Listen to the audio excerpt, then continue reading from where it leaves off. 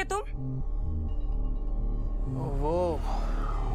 वो मैं नाके पे गया था काम ढूंढने के लिए। लॉकडाउन में नाके पर काम मिल रहा है? अरे गुड़िया, बात तो समझो ना तुम। या लॉकडाउन में भूखे मरने की नौबत आ गई है, लेकिन तुम कुछ मत करना, बस जुआ खेलो और दारू पे धुत रहो। अरे तू फिक्र क्यों करती है? तेरा गुड्डू है ना तेरे पास, एक बार पत्ते सेट हो जाने दे, फिर ये जुआ जहां सब छोड़ दूंगा मैं। टीवी लेके दूंगा मैं, गोवा चलेंगे हम, बाइक खरीदूंगा, तो बोलियो क्या चाहिए तुझे, सब लेके दूंगा मैं। बबली, अरे ओ बबली। जी बाबूजी, आपने बुलाया? हाँ, इधर आ, बैठ जरा। अरे तू कुछ पढ़ लेती है कि नहीं? तो ले सुना कुछ पढ़ के, कल तुझे स्कूल भेजना होगा तो पता चले कुछ फायदा होगा कि नहीं।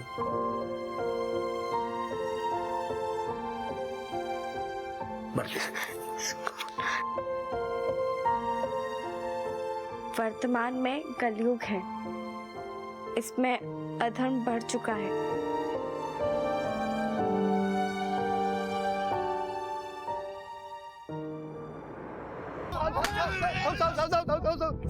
सब गलती होगी। साहब नहीं साहब, मारो मत साहब। चलो। देख गुड्डू, तू मान या ना मान, लेकिन हमारे अड्डे के बारे में पुलिस वालों को तेरी बीवी गुड़िया ने बताया। अबे चल जा, जो तू रोज रानी को पीटता है वो कुछ नहीं, आज पुलिस के 2 डंडे पड़े तो तुझे गुस्सा आ रहा है? ये मेरी और मेरी बीवी के बीच में नहीं बोलना। चल जा। आप में गुड़िया है, रानी नहीं जो पीटने जा रहा है। ये तू मुझे मेरी औकात दिखाएगा? दिखाता हूँ। छोड़ो उसे। गुड्डू नहीं। देखो मतलब है। अबे क्या देख लेगा तू, आइयो अड्डे पे। अब बड़े देखे तेरे जैसे।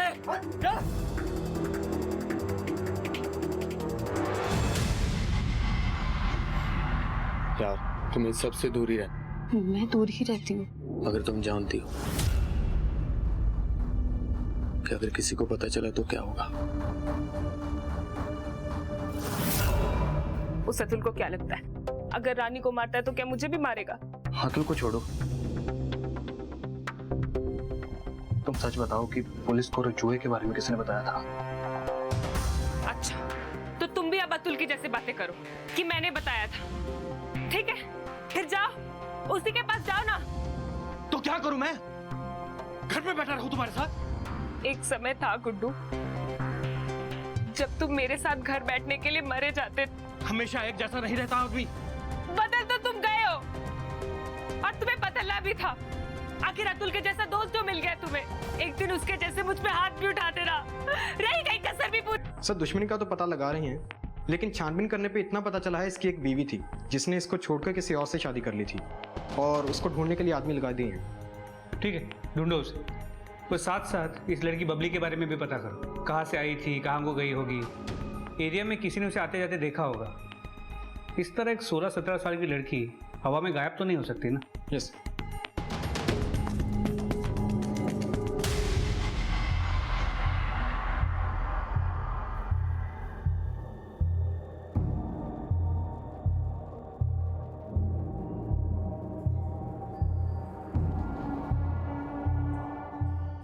बबली के भविष्य की उम्मीदें और सपने हमेशा के लिए धराशायी हो चुके थे। डॉक्टर बनने का सपना देख रही वो लड़की एक हत्या की सस्पेक्ट बन चुकी थी। लेकिन हत्या करना और हत्या का सस्पेक्ट होना 2 अलग अलग चीजें हैं। तो बबली का सच क्या था? क्या वो सच में जियालाल की हत्यारन थी? अगर नहीं थी तो वो भाग क्यों रही थी? एक तरफ ये कश्मकश चल रही थी तो दूसरी तरफ लॉकडाउन का असर देश पर बढ़ता ही जा रहा था। तो हमारी कहानी का दूसरा हिस्सा इससे जहां एक अनहोनी होने का इंतजार कर रही थी।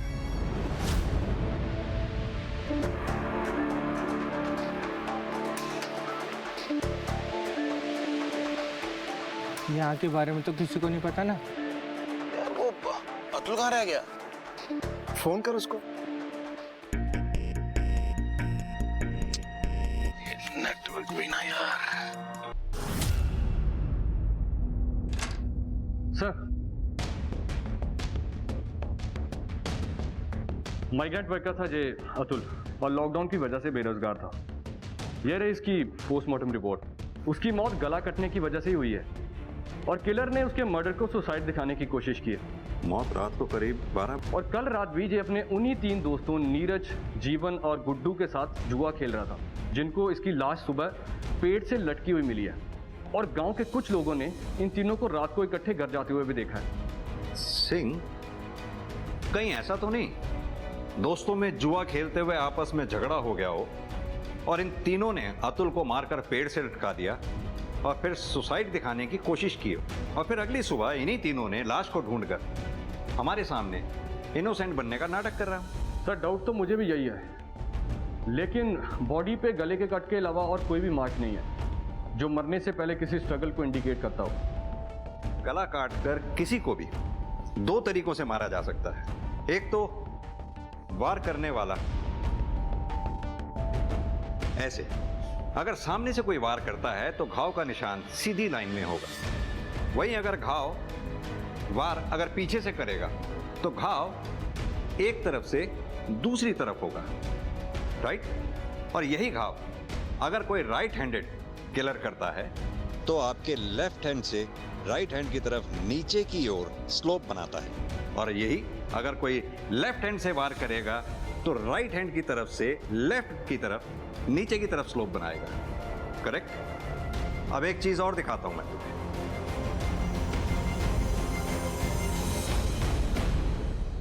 अतुल की बॉडी को ध्यान से देखो। इसका घाव राइट हैंड की तरफ से लेफ्ट की तरफ नीचे की तरफ स्लोप बना रहा है। क्या समझे इससे? सर, यही कि अतुल को पीछे से अटैक किया गया है और किलर लेफ्ट हैंडेड है। करेक्ट। ये कट इतना डीप है कि ये काम किसी प्रोफेशनल किलर का ही हो सकता है, नौसिखिया का काम नहीं हो सकता है। एक काम करो, ये अतुल के सर्कल में जितने भी दोस्त हैं, देखो कोई लेफ्ट हैंडेड है क्या? एरिया में जितने भी लोकल क्रिमिनल्स हैं, सबके बारे में सबको स्कैन करो। वैसे ही लॉकडाउन की वजह से बेरोजगारी बढ़ गई है, क्राइम रेट बढ़ रहा है। हो सकता है अतुल रात को वापस लौट रहा हो, किसी ने लूटपाट के इरादे से अतुल का कत्ल कर दिया हो। सर, जियालाल की एक्स वाइफ सुनीता मर्डर वाली रात जियालाल के घर से 25 किलोमीटर दूर एक शादी में थी। उसके बाद शादी की फोटोज भी हैं और उसके अलावा कोई उसका ऐसा दुश्मन नहीं है जो उसका मर्डर कर दे। जियालाल की इस पोस्टमार्टम रिपोर्ट के मुताबिक उसके बॉडी पे जितने भी घाव मिले हैं वो ज़्यादा गहरे नहीं है। मतलब जो भी हमलावर था वो ज़्यादा ताकतवर नहीं था। सर, पक्का बबली ही फिट हो रही है, ना ही ज़्यादा ताकत और ना ही कोई पेशेवर थी। जिन गाँव में सर्च हो चुका है उसके अलावा अपने सर्च का दायरा बढ़ाओ।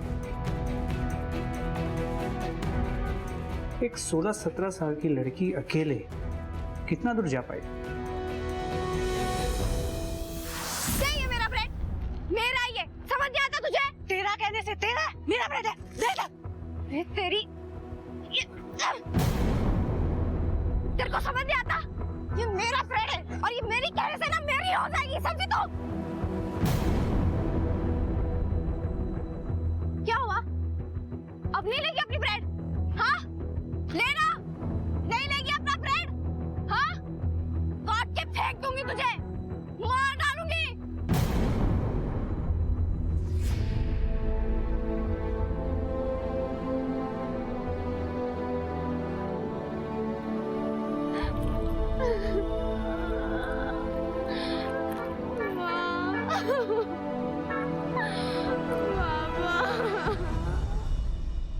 दोस्ती अपनी जगह, पर अतुल के लिए बोल रहा हूँ। कुछ दिन पहले गुड्डू और गुड़िया का झगड़ा हुआ अतुल के साथ। तो इस झगड़े की वजह से अतुल का मर्डर हुआ?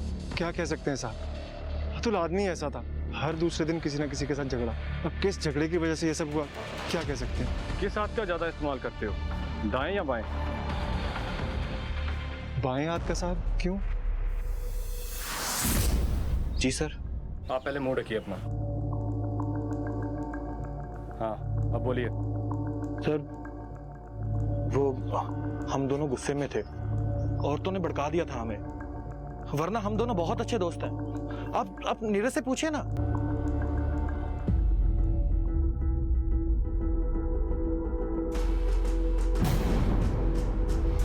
तुम यहाँ क्या कर रहे हो? अतुल और सारे लोग तो बाहर हैं। अरे मैं तो बस आपका हालचाल पूछने आया था। मुझे पता है कल अतुल ने आपको फिर मारा। आप एक बार इशारा करो भाभी, इस अतुल को तो मैं सीधा कर दूंगा। क्या रही है? अरे मैं तो बस भाभी का हाथ बटाने आया था। तुम भी बटाया करो, खुश रहेगी भाभी।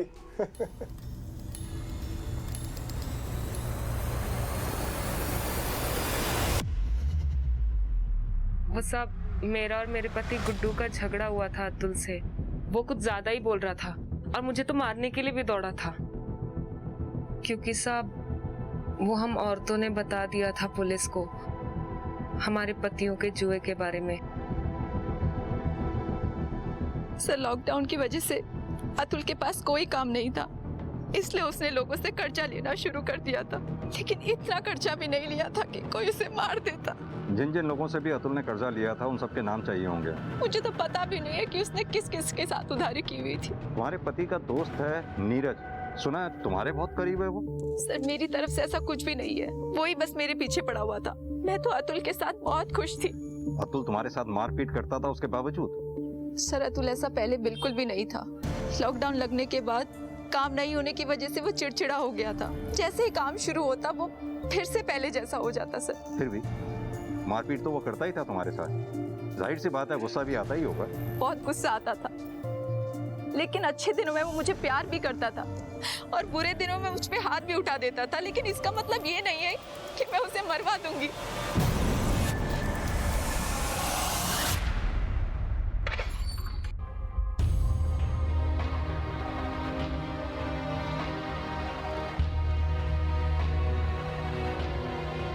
क्या हुआ सुनी?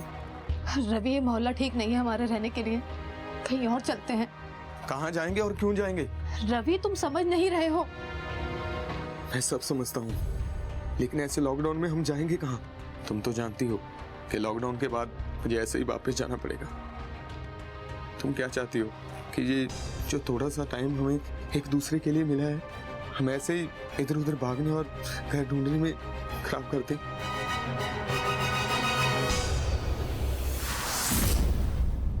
सर, वो लड़की बबली बिलासपुर के एरिया में कांस्टेबल को दिखी है। क्या दिखी है तो पकड़ा क्यों नहीं?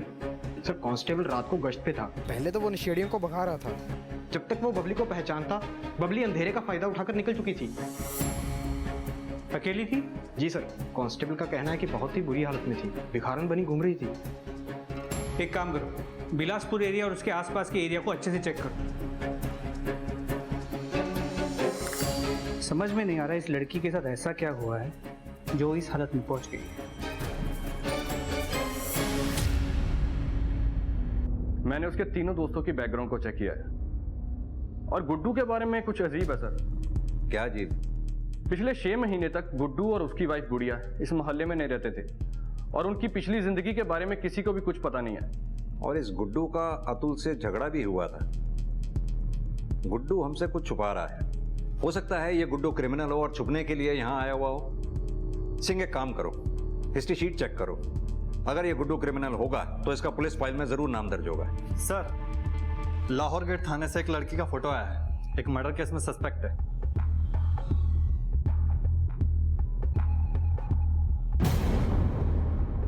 ये लड़की तो अंडर एज दिख रही है, मर्डर केस में सस्पेक्ट है। सर, इंटरनेट का जमाना है, आजकल के बच्चे पता नहीं क्या क्या कर रहे हैं। एक काम करो, अपने थाने के आसपास के एरिया में ये फोटोग्राफ सर्कुलेट करवा दो, शायद किसी ने इस एरिया में देखा हो।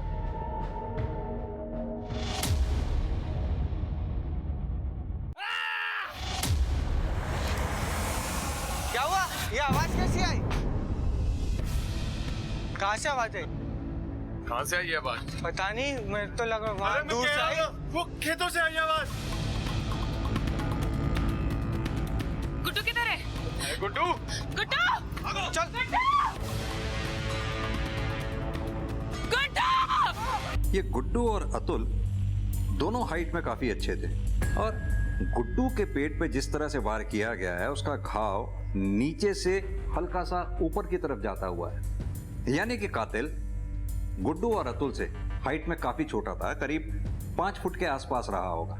दूसरी बात, गुड्डू से वो कातिल बहुत नाराज रहा होगा, तभी उसके जिस्म पे इतने घाव किए उसने। वहीं अतुल को सिर्फ एक बार वार किया गया, वो भी पीछे से। ये 5 फुट के कातिल का काम नहीं हो सकता कि वो अतुल को ऐसे मार सके। मेरा मानना ये है कि इन दोनों के कातिल अलग अलग हैं। लेकिन सर ये भी तो हो सकता है ना कि अतुल के किलर ने जानबूझ के गुड्डू को इस तरीके से मारा हो ताकि हमें लगे कि दोनों डिफरेंट किलर्स हैं।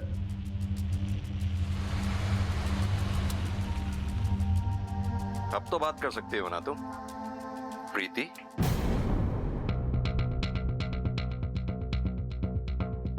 तुम गुड़िया नहीं, प्रीति हो। नहीं सर, वो मैं प्रीति नहीं, गुड़िया हूँ। घबराओ मत, सब पता लगा लिया है हमने, ये तुम्हारी प्रीति से गुड़िया बनने तक की कहानी।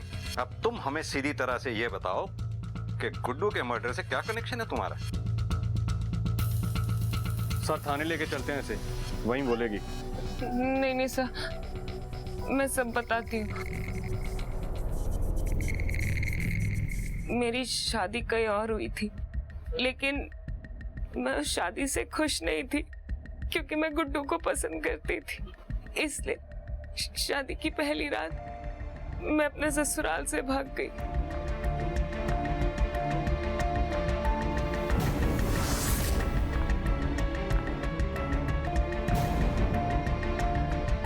गुड्डू के साथ भागकर मैं यहाँ आ गई थी।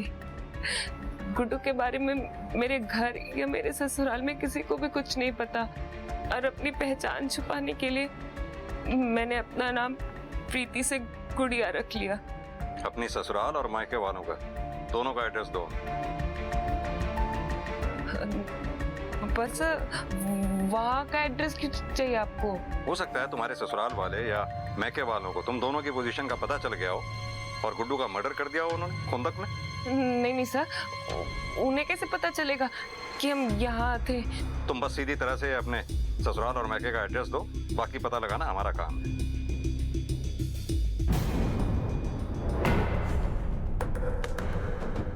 साहब कहाँ ले जा रहे हैं आप इन्हें? इन्होंने कुछ नहीं किया है। साहब इन्होंने कुछ नहीं किया है, कहाँ ले जा रहे हैं आप इन्हें? अंदर बैठो। साहब छोड़ दीजिए इन्हें। अरे तो बस बातचीत करनी है अतुल और गुड्डू के मर्डर केस में। अगर कुछ नहीं किया होगा तो वापस आ जाएगा। सर लेकिन हम लोग तो बाहर ही लोग हैं, इस सब से हमारा क्या मतलब है? छोड़ दीजिए सर। चलो।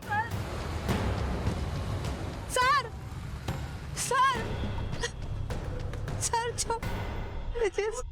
सर एक मर्डर केस में थाने का, कोर्ट का और जेल का सबका एक्सपीरियंस है मुझे। आप मारो पीटो चाहे हाथ पैर तोड़ो, इससे पहले सब बता देता हूँ मैं। अच्छा क्या बताएगा? यही कि पहला मर्डर मैंने सेल्फ डिफेंस में किया था और किसी ने नहीं सुनी मेरी, और 10 साल की सजा होगी मुझे। मगर अभी मैं ज्यादा सोचा नहीं, क्या ही कर लेते आप लोग और आपका कोर्ट, एक सजा और सुना देता।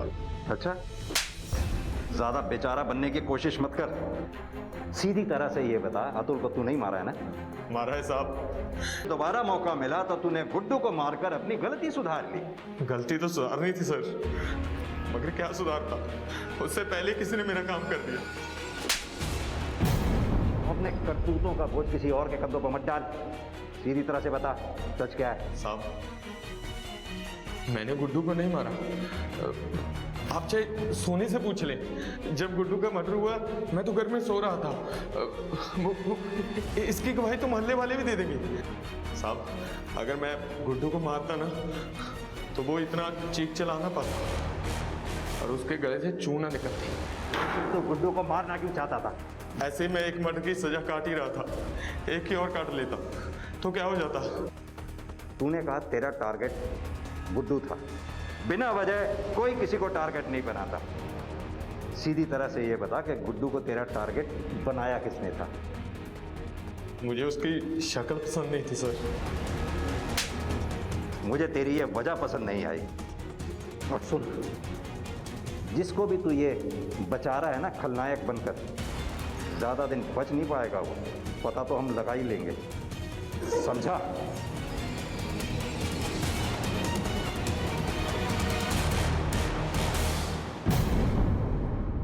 सिंह ये गुड़िया गुड्डू के मर्डर से कहीं ना कहीं तो कनेक्टेड है। लेकिन सर 6 महीने पहले उसने भाग के शादी की है गुड्डू से, वो क्यों मारेगी? तो क्या हुआ, वो नहीं मारेगी, लेकिन उसके ससुराल और मैके वाले तो मरवा सकते हैं ना गुड्डू को रवि के जरिए। वरना रवि के पास क्या वजह थी इस तरह से गांव में आकर रहने की? सिंह एक काम करो, तुम गुड़िया के ससुराल और मायके जाके इस बारे में पता करो। मैं गुड़िया और सोनी से इस बारे में बात करता हूँ। ठीक है सर, आपने गलत पकड़ा है रवि को। वो अभी तो जेल से आया था, और वो क्यों मारेगा किसी को और फिर से जेल जाएगा, वो भी उसको मारकर, जिससे हमारा कोई मतलब भी नहीं है। पहले तो तुम अपना मुंह ढको, और तुम्हारी जानकारी के लिए मैं बता दूं, तुम्हारे पति ने ये सब खुद कबूला। उसका तो यहाँ तक कहना है कि वो गुड्डू को मारना चाहता था, गलती से उसके हाथों अतुल मारा गया। क्या कह रहे हैं सर आप? वही कह रहा हूँ जो तुम्हारे पति ने हमसे कहा है। हमें तो यहाँ तक लगता है कि रवि ने यह काम किसी के कहने पे किया, और रवि उसे बचाने की कोशिश कर रहा है। क्या कोई ऐसा है जो रवि के कांटेक्ट में आया हो, रवि से मिला हो, या रवि को किसी ने पैसे दिए हो? तो हमें बता दो, हम रवि को बचाने की कोशिश करेंगे। सर मैं आपसे कह रही हूँ, उसने किसी को नहीं मारा। तो फिर सच का पता हम खुद ही लगा लेंगे,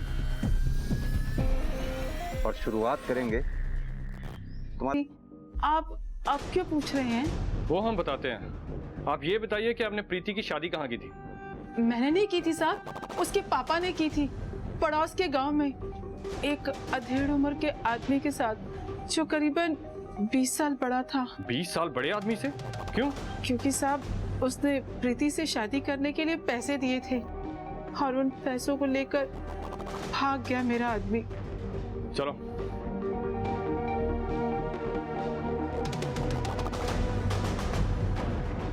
ये प्रीति के साथ कौन है फोटो में? साहब मेरी छोटी बेटी बबली।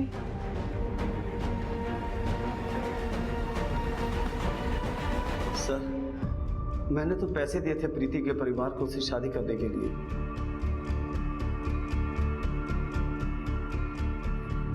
मगर वो सुहागरात से पहले ही भाग गए। इसलिए मैंने सर, वो भी अपनी बहन की तरह निकली, 1 महीने में ही घर छोड़कर भाग गए सर।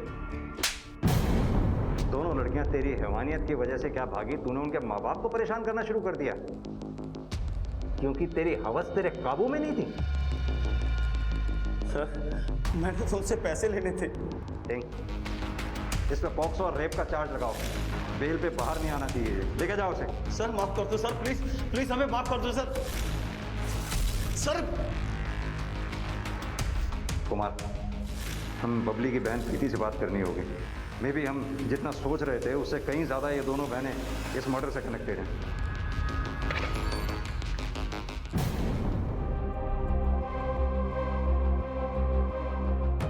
बबली तू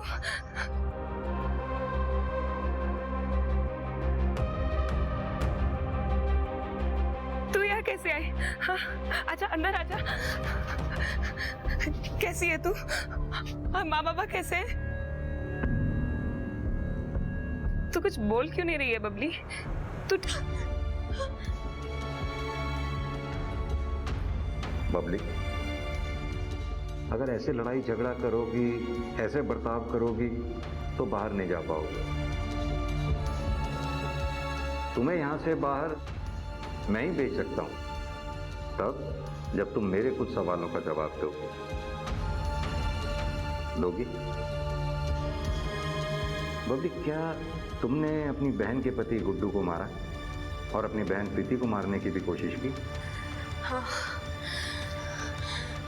मैंने मारा गुड्डू को और अपनी बहन को भी मारने की कोशिश की, क्योंकि उसने अपनी खुशी के लिए मेरी जिंदगी बर्बाद कर दी। तुम्हें अपनी बहन प्रीति का पता कहां से चला? दीदी नहीं बताया था, मेरे पास पैसे नहीं थे सर। तुमने रवि से कहा गुड्डू को मारने के लिए, और जब रवि गुड्डू को नहीं मार पाया तो तुमने खुद मार डाला गुड्डू को। कौन रवि? मैं किसी रवि को नहीं जानती, तो मैं उसको ये सब क्यों बोलूंगी? और वैसे भी कोई मेरे कहने से किसी को क्यों मारेगा सर?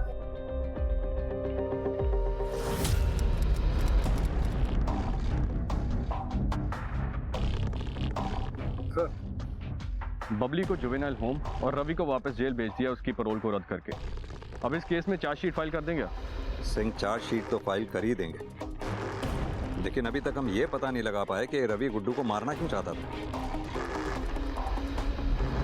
तुम रवि के घर सर्च पे गए थे ना, कुछ मिला वहां से? सर 50,000 रुपये कैश और कुछ गहने मिले थे, लेकिन मुझे लग रहा है कि सोनी बातों को गोल गोल घुमा रही है। वो इन पैसे और गहनों के सोर्स के बारे में कुछ बताना नहीं चाहती। सिंह, जरूर इन पैसों और गहनों का कनेक्शन गुड्डू की सुपारी से है जो रवि ने उठाई होगी, इसीलिए सोनी कुछ बोल नहीं रही है। मेरे पास सबूत तो नहीं है, लेकिन फिर भी मैं एक दाव खेलना चाहता हूं। मेरी गट फीलिंग कह रही है कि मैं सही हूं इस सुपारी किलिंग के बारे में।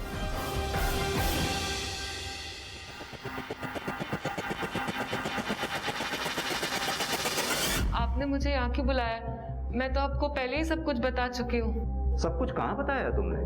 सब कुछ तो हमें रवि ने बताया कि तुमने कैसे अपने पति की सुपारी रवि को दी थी।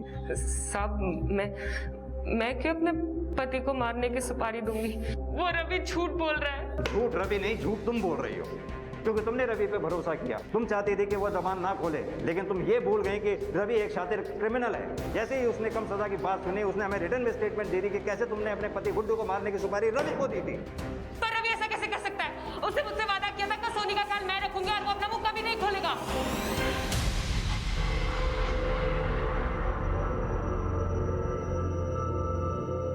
अब रवि ने तो अपना मुंह खोल ही दिया, आप भी हमें बता ही दो, क्यों अपने पति गुड्डू को मरवाना चाहती थी? मैं गुड्डू से प्यार करती थी। उसके लिए मैंने अपने परिवार को खतरे में डालकर उसके साथ भाग गई थी। लॉकडाउन से पहले सब कुछ सही चल रहा था। वो मुझसे बहुत प्यार करता था, मेरा अच्छे से ध्यान रखता था। लेकिन लॉकडाउन लगने के बाद वो शराब के नशे में धुत रहने लग गया था। जुए की लत लग गई थी उसे। उसके साथ एक दिन भी जीना सजा हो गया था मेरे लिए। जब एक दिन मुझे समझ में नहीं आ रहा, मेरी पैरोल खत्म होते ही मैं तो वापस चला जाऊंगा, तो अपना खर्चा कैसे चलाओगी?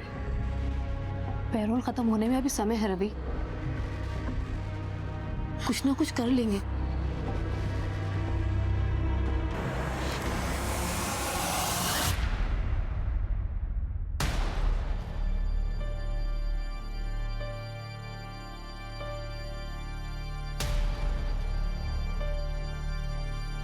तुम्हें पैसे चाहिए ना, ताकि तुम्हारे जेल जाने के बाद सोनी को कोई दिक्कत ना हो? तो पैसे तुम्हें मैं दूंगी, लेकिन उसके लिए तुम्हें मेरे पति गुड्डू का खून करना होगा।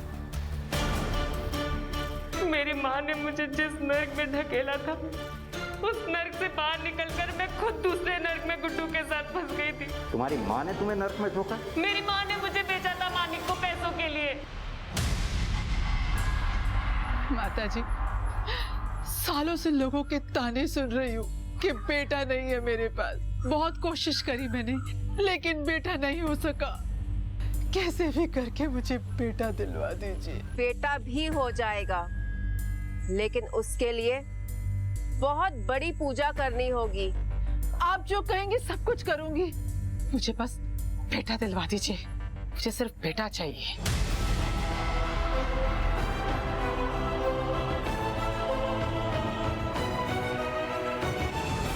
लोगों के पास नौकरियां नहीं थी, पैसे नहीं थे, जो था वो था वक्त, जो काटे नहीं कट रहा था। अपराध अचानक से बढ़ गए।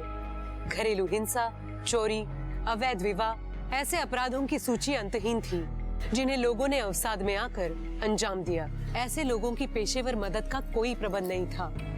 आज जब कोरोना की तीसरी लहर का आना प्रतीत हो रहा है, तो भविष्य में ऐसे अपराध ना हो, इसके लिए पुराने अनुभव से सबक लेकर अभी से प्रयास किए जाने जरूरी है।